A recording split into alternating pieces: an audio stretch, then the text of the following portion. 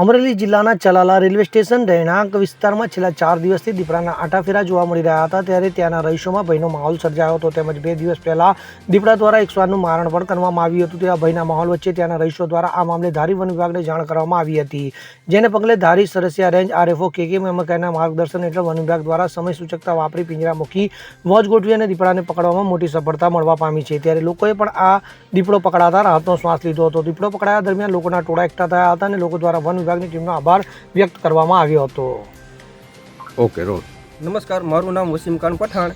હું રેલવે ક્વાર્ટરમાં રહું છું અને રેલવેનો કર્મચારી છું. છેલ્લા 10 દિવસથી દીપડાનો એટલો આતંક હતો કે બાળ બચ્ચાને મેં રમાડી શકતા નથી. અને 2 દિવસ પહેલાં કૂતરીનું મારણ કર્યું હતું, તો એ અમને જાણ થઈ એટલે અમે ફોરેસ્ટ ખાતાવાળાને જાણ કરી.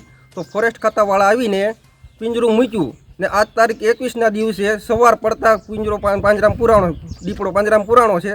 તો એની માટે અમે પૂરો રેલવે આભાર માનવી છે ફોરેસ્ટ ખાતાનો. ધન્યવાદ. મેહુલ ત્રિવેદી સાથે CN24 ન્યૂઝ અમરેલી.